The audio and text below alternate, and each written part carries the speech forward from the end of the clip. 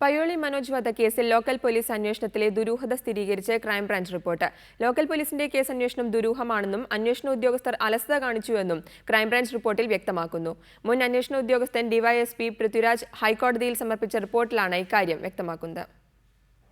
BJP. പ്രവർത്തകൻ പയ്യോളി മനോജിനെ വധിച്ച കേസിൽ ക്രൈംബ്രാഞ്ച് ഹൈക്കോടതിയിൽ സമർപ്പിച്ച റിപ്പോർട്ടിലാണ് ലോക്കൽ പോലീസിനെ പ്രതിക്കൂട്ടിലാക്കുന്ന പരാമർശങ്ങളുള്ളത്. കേസ് ആദ്യം അന്വേഷിച്ച പയ്യോളി പോലീസിന്റെ നടപടികൾ സംശയാസ്പദമാണെന്ന് ക്രൈംബ്രാഞ്ച് റിപ്പോർട്ടിൽ കുറ്റപ്പെടുത്തുന്നു.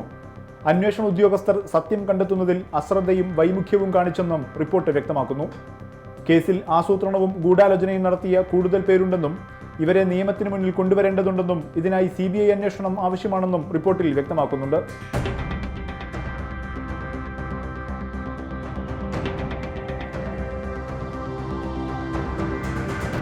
തങ്ങളല്ല യഥാർത്ഥ പ്രതികളെന്നും CPIM വഞ്ചിക്കുകയായിരുന്നുവെന്നും ചൂണ്ടിക്കാട്ടി പ്രതികൾ രംഗത്തെത്തിയതോടെയാണ് കേസിൽ ക്രൈംബ്രാഞ്ച് അന്വേഷണത്തിന് വഴിയൊരുങ്ങിയത്.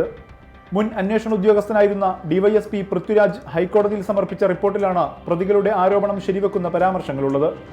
എന്നാൽ അന്വേഷണം മുന്നോട്ടു പോകുന്നതിനിടെ പൃഥ്വിരാജിനെ മാറ്റി. ഇപ്പോൾ അന്വേഷണ ഉദ്യോഗസ്ഥനായി നിയമിതനായ DYSP സുബൈർ CPIMുമായി അടുത്ത ബന്ധമുള്ളയാളാണെന്നും ഈ അന്വേഷണത്തിലൂടെ സത്യം തെളിയില്ലെന്നും ആരോപിച്ച് കേസിലെ പ്രതികൾ രംഗത്തെത്തി കഴിഞ്ഞു.